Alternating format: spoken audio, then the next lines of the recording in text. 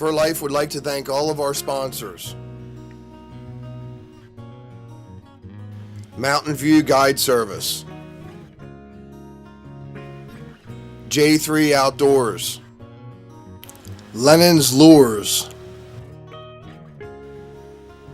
Wolf Creek Products,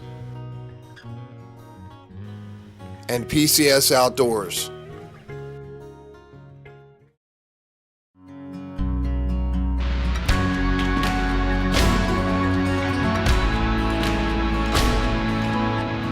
The Hague Spring Clip by J3 Outdoors. Simple, fast, efficient. Okay, here we are still in Michigan. We're on our way home, so back to Pennsylvania, so we're going to stop and see our buddy Jeff Haggerty from J3 Outdoors. He's in the shop. I called him ahead so he knows we're coming, so follow me.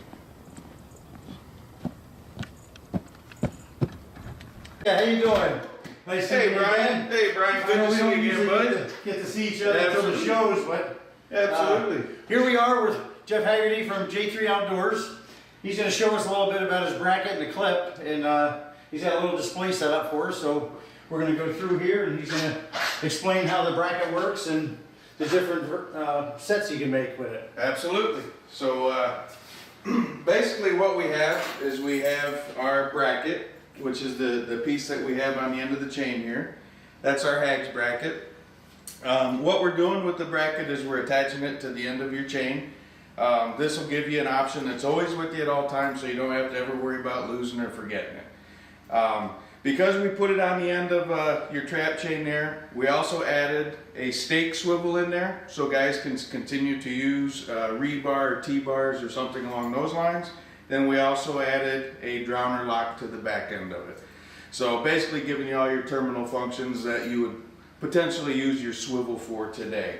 But again, so this is what the primary benefit around the bracket is these slots. So there's different slots on the face of it. There's two different size slots, and those slots are for different trap frame manufacturers. So what we're doing is we're using the end of the frame, and we're going to insert it into the appropriate slot. So this is a Duke that's going to go into the bottom slot there, and we're going to insert it about 1/16 to 1/4 of an inch or something along those lines, and that'll allow us to stabilize our trap on a 3/8 inch rod. That gives us our vertical height adjustment capability, primarily using this for baited sets. So I'll take a wire and I'll hang a parsnip, apple, or a carrot or something along those lines, about 8 to 10 inches above the trap. Now I've got a baited set with my trap just under the water surface. That's how I primarily use them today. The other way that I use them the most is without the bait. So like on when you're muskrat trapping, if you've got you know, like a feed bed, maybe they're false feed beds that won't support the weight of your trap, I'll slide these right on that feed bed to where it's just underneath the surface of that water, and then I won't use bait. So I'll just get them coming and going off. Yep, so you can see where they're coming off and where they're sliding off. Yeah, something like that. So it's just super fast, super efficient, and that's what we're after. We're after efficiency, right? So we want to be able to provide trappers something that's attached to their trap. You can still trap the same way that you're normally trapping, right? So with pocket sets or blind sets or whatever it is, and whether it's coon, marten, mink, you know, muskrats, whatever. So you've got that capability, but with the slots, it gives you the ability to stabilize your trap as well. So we've also got slots on the top of it, right? And what that allows us to do is, let's say you don't have these fiberglass rods, okay?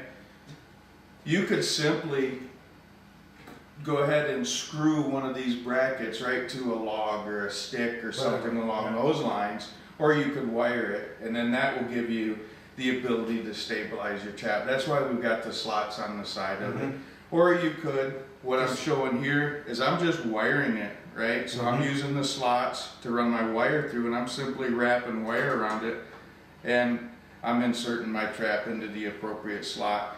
Again, you could put bait up here. This could be a marten set, right? A lot of our guys in Maine are using this in replace of the stools that they used to use. Now I believe some of their laws are changing with, you know, some of the devices they have to use, but I know for like a stool set or something like that, this was working out perfect for them. They'd wire the beaver above it. And now they're not carrying that big wooden stool and zipping it to a tree. But, so just some benefits there. Here what I'm showing, again, we have a slot, right? So the main concept behind the bracket is, I'd like to try and tell people it's a portable slot, right? Anywhere you can mount the bracket and get a slot horizontal, you can stabilize your trap, right? So here I'm simply wired off to a rock.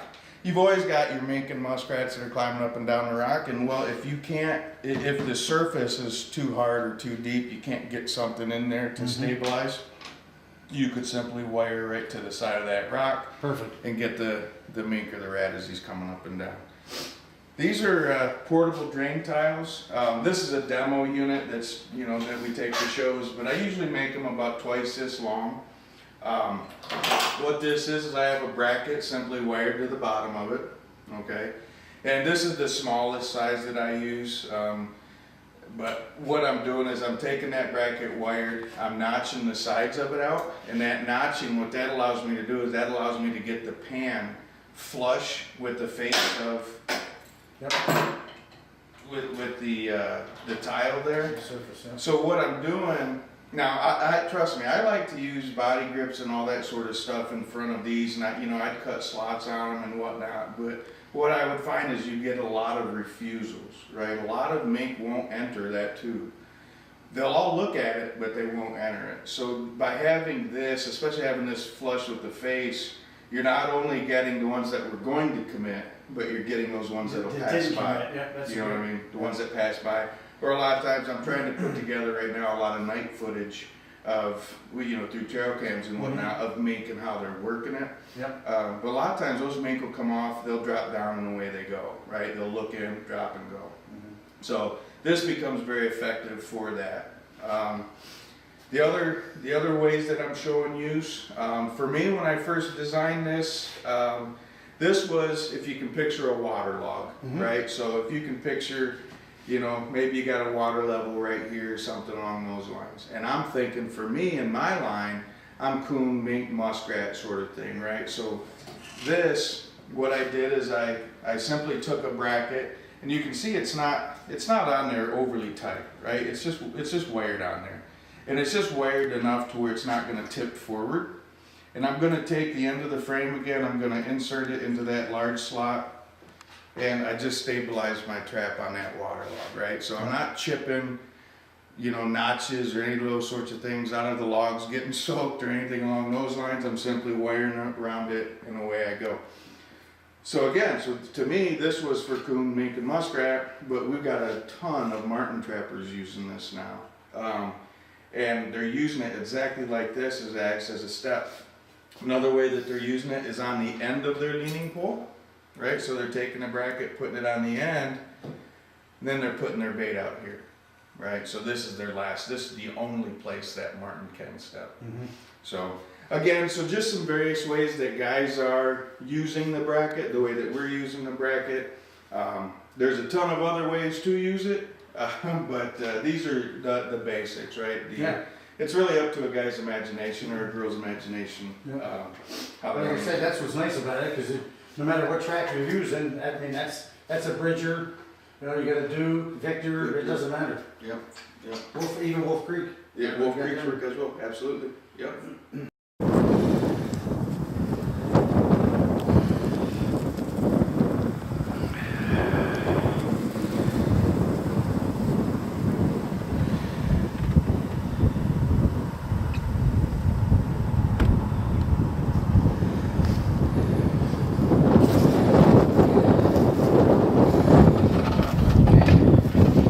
Makes it pretty slick, putting them little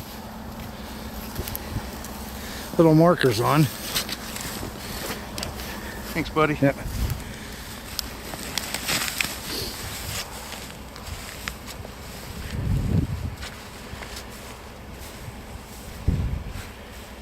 There we go. Got a rat in here. 2 of them at least.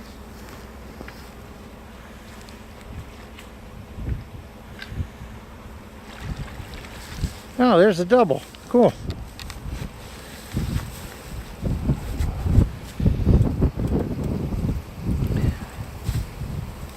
Couple nice rats. Oh yeah. Let's see if we got anything else.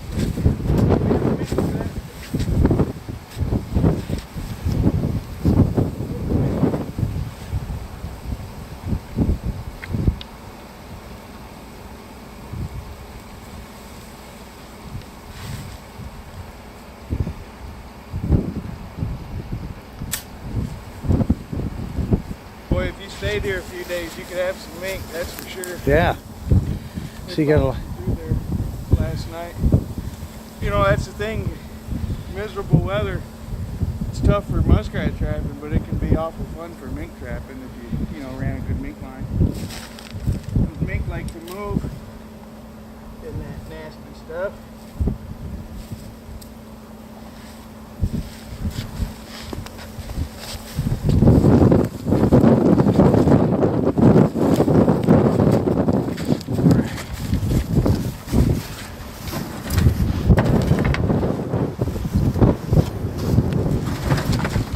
Well, that's not bad.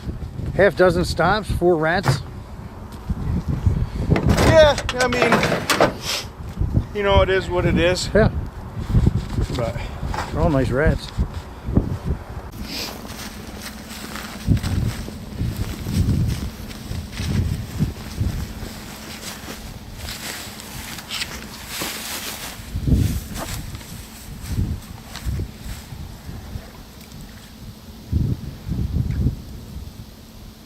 there we go.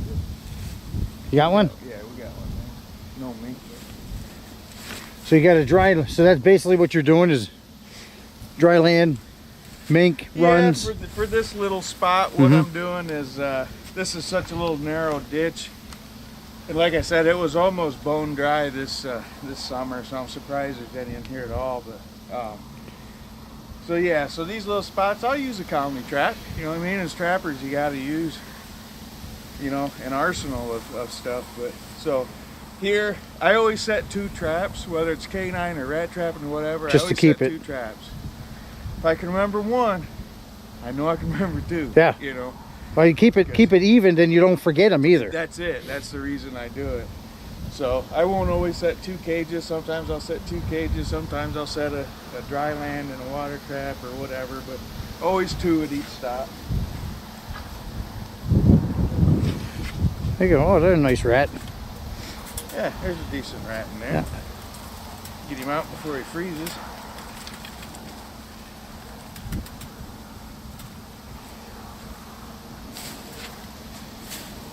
That's, your standard Yep. Michigan rat right there.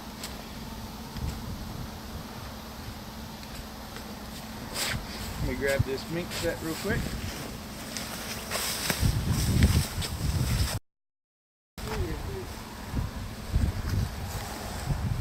Look at that. Huh. Well, I'm not supposed to swear, am I? So we did have a mink through here, not down through where we've got a trap though, but at least they're active.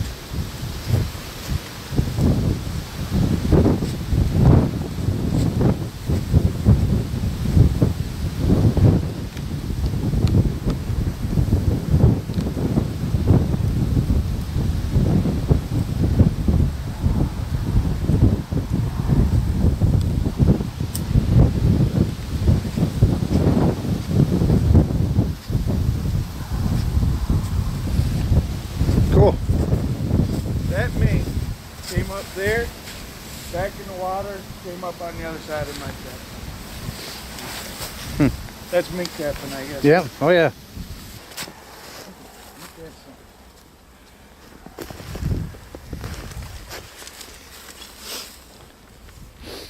Again, that's the clip.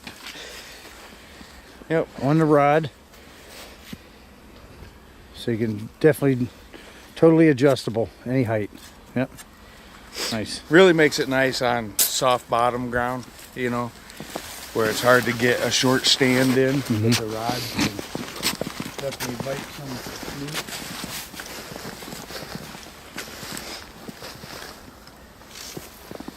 There we go. Looks like we got a few rats here.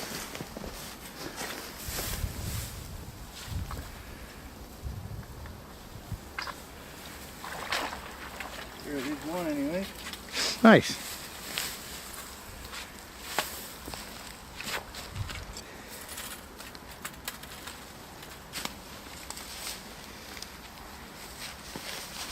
Another nice little rat.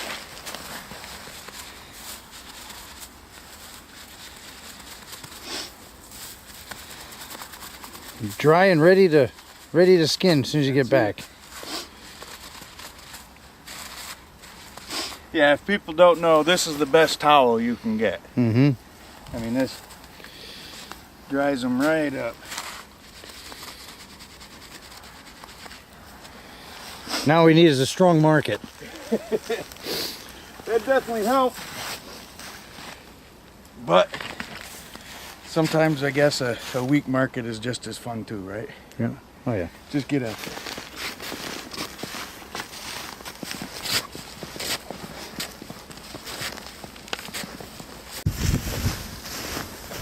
rat in a colony trap. Oh yeah.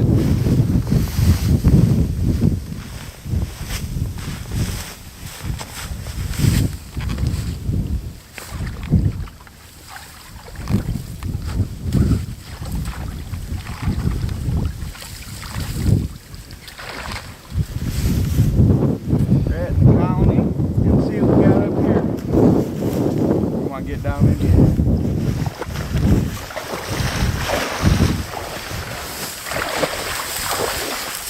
Right up around that next hump there. There's a bottom edge. I'll show you when we get there.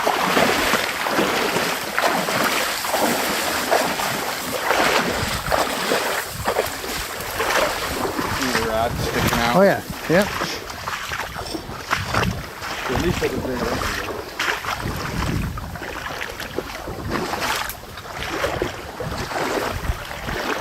Oh yeah. Yep, that's that bottom edge.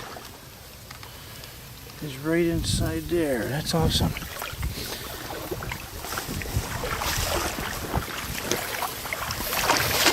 Oops. A little muddy, but Want me to pull it? yeah, go ahead. Alright. So these bottom edges, I mean, they're an awesome little set, you know. Well, what's nice is you're going to catch mink or rats. Exactly. You're not going to clog them up with raccoons. Exactly. You're No. not going to get your coons or nothing like that. But again, you know, that's the trap I prefer. Yep. 160. I could show you how I made that bottom edge if you'd like. Yeah. So Oh, we've seen it in the shop. yeah, seen it in the shop. So let me show you how I'm doing it here. So I go on the loosest notch. Then what I'm gonna do is I'm gonna get a feel for the ground. I'm gonna try and butt that trap up to that side wall as close as I can. And You it see wouldn't what I'm matter saying? whether it's a bridge abutment, It bank. wouldn't matter. It Right. wouldn't matter. And so I'm gonna run that down in there, and that's all you got to do. Yep. That's your bottom edge set right there. That's about 18 to 20 inches of water probably.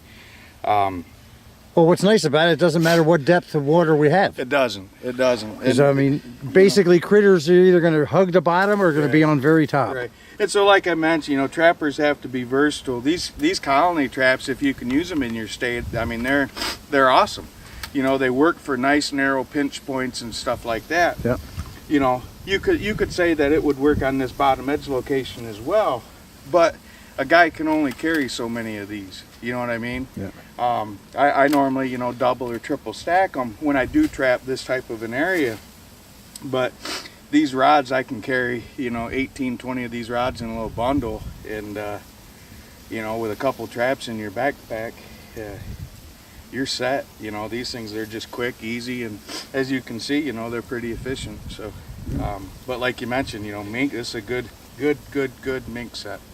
So the reason I picked this location, just to give people an idea, is coming right off of this bump here. This bump is where I would have liked to have been, okay? Yeah. But it wasn't solid enough to give me a nice hard bottom edge wall structure, right? So it kind of kicks back under. It's just really, yeah, it's under pretty it's far. just undercut, really weird.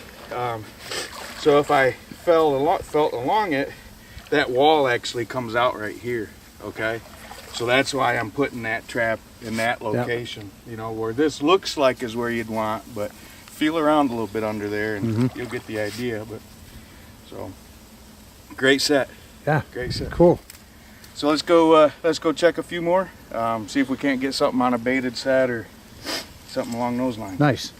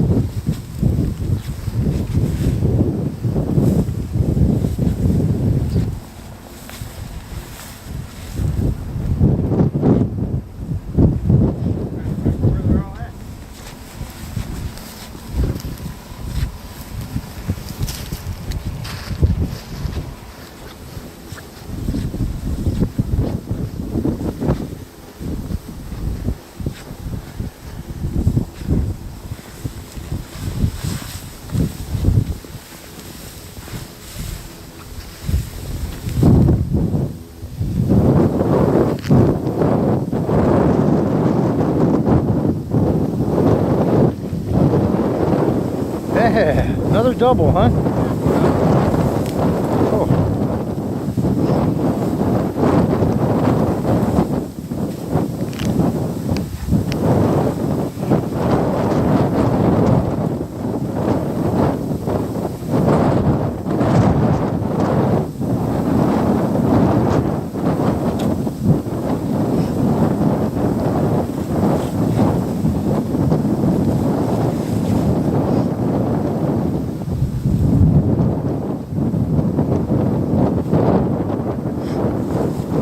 Still pretty surprising, you know, being that this was pretty dry this summer. So it's good to see. It means there's a good rat population around, you know.